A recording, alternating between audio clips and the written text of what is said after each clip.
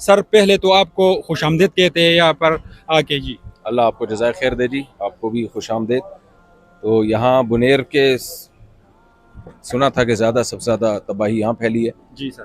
तो साथियों ने, हमारे जो जामित रशीद के शागिर्द हैं, उन्होंने यहाँ सर्वे किया था जी। और जो भी लिस्ट है जो ज़रूरतमंद लोगों की वो तैयार की। जी सर। तो फिर उस लिस्ट के मुताबिक हमने जो मुफ्ती तारिक मसूद फाउंडेशन और पॉकेट वेलफेयर ट्रस्ट, जी सर। इन दोनों के ज़रिए हमने यहाँ पर अल्हम्दुलिल्लाह खुराक और बर्तन, क्योंकि बहुत से लोगों के पानी में बर्तन बह गए हैं, उनके लिए खाना पकाना मुश्किल हो गया है, तो इसकी डिस्ट्रीब्यूशन आज अल्हम्दुलिल्लाह अल्लाह ने हमसे ये खिदमत की। आप सर पहली दफ़ा बुनेर आए हो? नहीं, बुनेर तो मैं वैसे पहले आ चुका हूँ, लेकिन इन हालात में तो पहली दफ़ा आया। सर आपने क्या देखा ये सैलाब? बस सैलाब ने जो तबाही फैलाई है, जो पूरे पूरे गांव, बुनेर के पूरे पूरे गांव जो है वो मिट गए हैं। कल हमारे शागिर्द हैं, अताउल्लाह नाम है उनका, यहीं होते हैं जी सर। उन्होंने बताया कि एक गांव के अभी शादी होने वाली थी उनकी, जो दोनों फैमिलियां, मर्द और ख़वातीन, 40 अफराद एक के और 30 अफराद एक के, तो पूरी बारात समेत पूरा सभी बह गए, यानी 2-3 फर्द घर के जिंदा, खानदान के जिंदा बचे हैं। बिल्कुल सर। और मुझे उन्होंने बताया कि आप अभी जिन इलाकों के सर्वे करेंगे, उन इलाकों में आपको लगेगा कि ये तो खाली मैदान है, ये हमें यहाँ क्यों भेजा है। तो वो खाली मैदान हो गए हैं, वो पूरे पूरे गांव सफ़े हस्ती से मिट गए।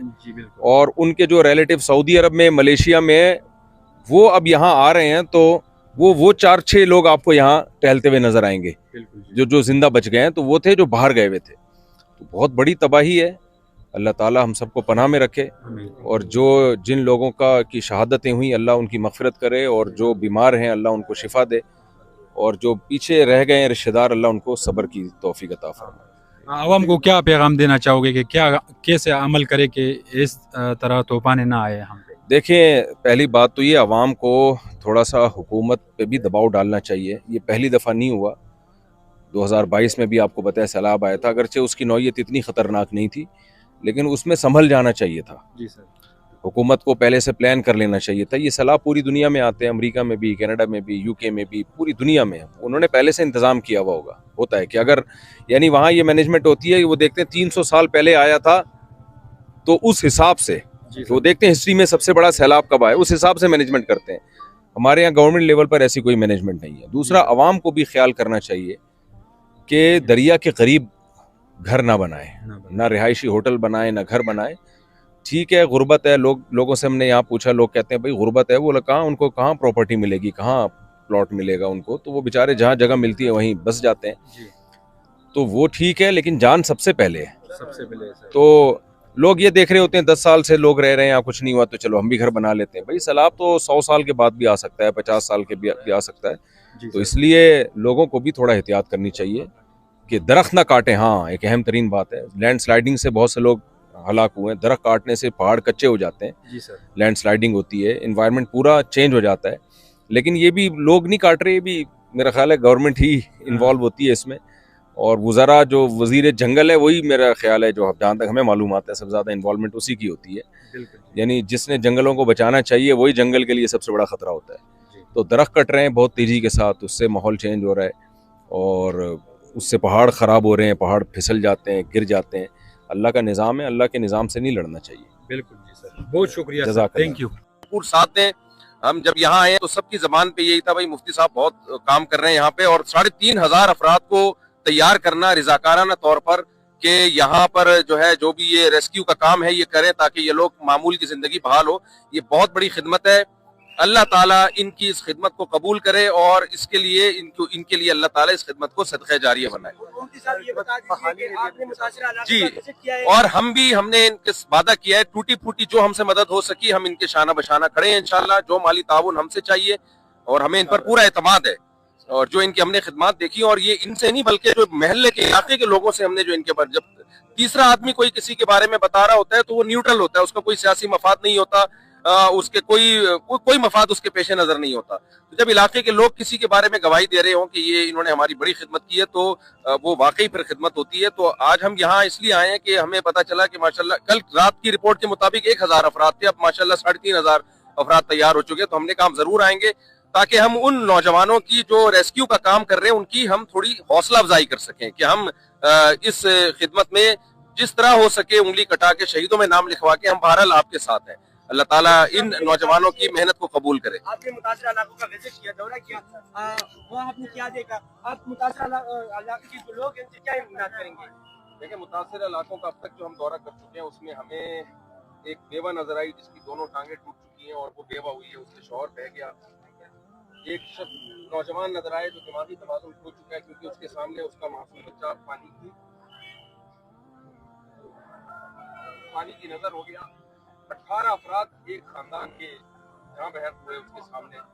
तो वो लोग जो बाहर थे, मलेशिया में थे या कमाने के लिए बाहर गए हुए थे, वो बच गए। अब वो आके अपने गांव को देख रहे हैं, पूरा गांव मिलियमेट हो चुका है। और अब इनके लिए असल मसला ये नहीं है कि जो है हमारे घर और हमारे मकान, सबसे बड़ा मसला अपने प्यारों की लाशें तलाश करना। तो ये बहुत बड़ा मसला है। अल्लाह ताला से इस इनका दस्तों चाहे माली एतबार से या रेस्क्यू टीम का समझ के अल्लाह ताला से मेहनत को कबूल करे। और असल ये राशन वाशन तो सिर्फ एक अलामती चीज होती है। और मुफ्ती फजल गफूर साहब से भी कल रात हमारी इसमें बहुत लंबी डिस्कशन हुई है कि राशन बड़ा मसला नहीं है। असल ये है कि इनकी मामूल की जिंदगी को बहाल करना है। उसके लिए पाइप, पानी की लाइनें डालना और घरों की तामीर करना, सोलर प्लेटें लगा के ताकि ये बिजली वगैरह गाँव देहातों में आए। इसके लिए पॉकेट कोशिश करेगा। फाउंडेशन जो हमारा फाउंडेशन है, हमने इनसे वादा किया है और इलाके के लोग है उनसे हमने वादा किया है कि हम ये इलाका पानी की बहाली में और बिजली की बहाली में और घरों की तामीर हम सांस खड़े में और इस काम को हम फायर तक पहुँचा के इंशाअल्लाह। आपके चाहने वाले बहुत ज्यादा है, मुहैयर हजरात इसके लिए हम मुहैयर हजरात के नाम क्या पैगाम दें? या जो इलाका है या जो कारोबारी मराकज़ से ये सब कुछ तबाह हो चुके हैं। देखिए, मुखैर हजरात के लिए एक तो अपनी तिजोरियों के मुंह खोल दें। वो यहाँ मैंने अपने शागिर्दों से मिला जो मालदार लोग हैं, उन्हें अपने घर के 10-10, 15-15 तोले सोने बेच के लोगों के साथ ताउन किया। दूसरी बात ये कि जब भी ऐसा कोई मसला होता है तो उसमें जो मुस्तहिक और गैर मुस्तहिक में फर्क करना बड़ा मुश्किल काम हो जाता है। बहुत दफा ऐसा होता है जब मालूशाही बढ़ रही होती है ना, तो जो मुस्तहिक नहीं होते वो पेड़े खाने के लिए आ जाते हैं। तो और जो गमज़दा होते हैं वो अपने प्यारों की लाशें तलाश कर रहे होते हैं। तो अपना पैसा सही हाथों में पहुंचाएं आप। जो भी लोग हैं वो ऐसा ना हो कि जो भी आ रहे हैं चंदा मांगने के लिए पकड़ा दिया उसको आपने। आप तहकीक करें, जो काबिल एतमाद ट्रस्ट हैं उन पर ट्रस्ट करें आप। और अच्छे लोग हैं, बहुत सारे लोग काम कर रहे हैं, बहुत सारे फाउंडेशन, बहुत सारे ट्रस्ट हमें नजर आए हैं, कराची से आए हैं और लाहौर से और KPK से यहाँ के मकामी लोग, जिसमें भी आपको एतमाद ताउन करें।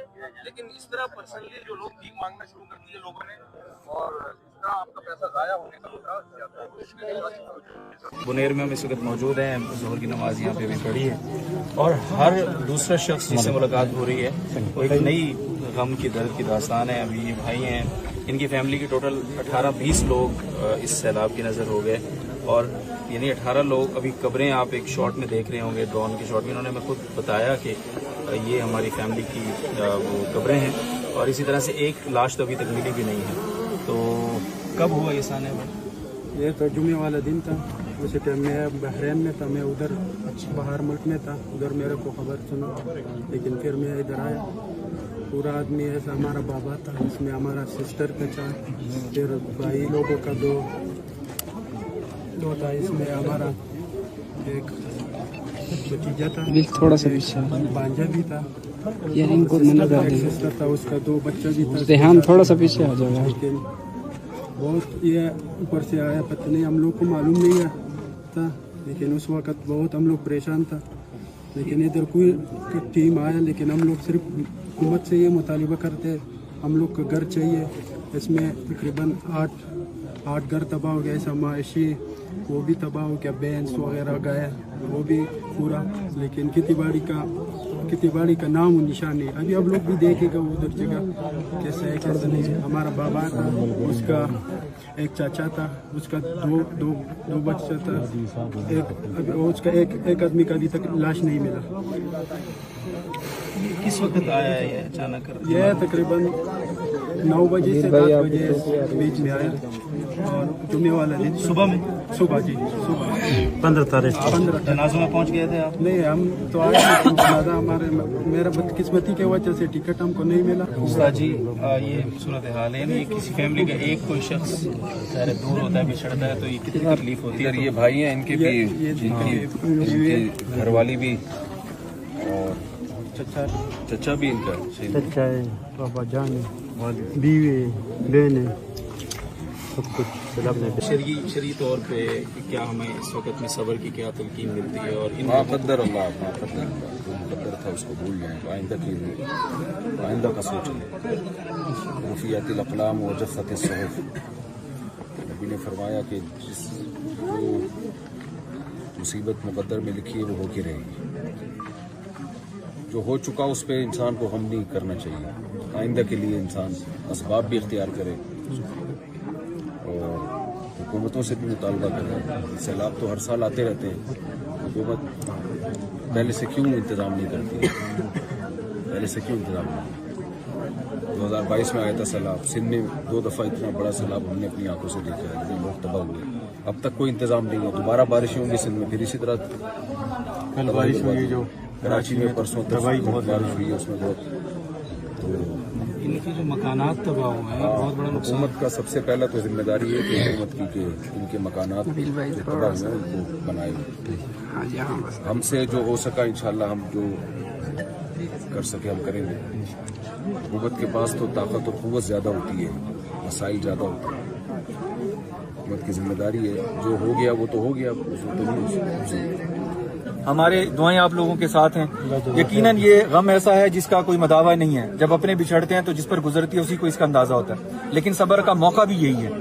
एक हदीस मुबारक है कि औरत का ना बेटा फौत हो गया तो बहुत वावेला मचा रही थी, तो नबी पाक सल्लल्लाहु अलैहि वसल्लम ने फरमाया कि इसे कहें कि ये सब्र करे।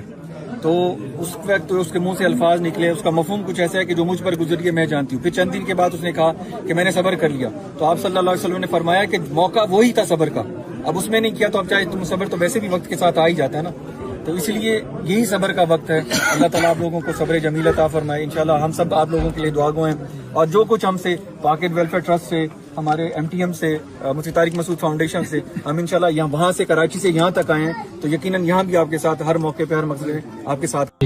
बिस्मिल्लाहिर्रहमानिर्रहीम। 2 दिन से हम सवात में ही घूम रहे हैं। जो मुतासिर इलाके हैं वहाँ पर बहुत ही शदीद हालात हैं। जिन घरों में मैयतें हुई हैं, एक एक मैयत नहीं कई मैयतें, किसी के भाई चला गया, 18 अफराद एक खानदान के चले गए, 40 अफराद पूरा गांव 40 अफराद समेत मिलिया मेट हो गया। अभी एक बेवा खातून से मिले हैं, उनकी टांगे बेचारी की खातून की टूट गई और बेवा हो गई। वो शौहर उनका लाश में यानी बह गया है पानी में और लाश नहीं मिल रही, इसकी फिक्र में लगे हुए हैं। तो बहुत ही नागुफ्ता भी हालात हैं। इसलिए आप लोग से मैं गुजारिश करूंगा कि बढ़ चढ़ के ताउन में आप लोग हिस्सा लें, ताकि हमारे वर्कर्स हैं यहाँ पे काम कर रहे हैं, जामित रशीद के हमारे फारिग तलबा पूरे मुल्क में फैले हुए हैं। हमें ये फायदा है कि हमारे तलबा चूंकि पूरे मुल्क में हैं तो वो मुतासिरा इलाकों का दौरा करके पूरी अच्छी एक रिपोर्ट बना के हमें दे देते हैं। तो आप लोग मुफ्ती तारिक मसूद फाउंडेशन या पाकिट वेलफेयर ट्रस्ट इनके साथ भरपूर ताउन करें, ताकि इन मुतासिरा इलाकों में ज्यादा से ज्यादा मदद जाए। अल्लाह ताला आप सबका अमल कबूल करे और सदका बनाए इसके लिए।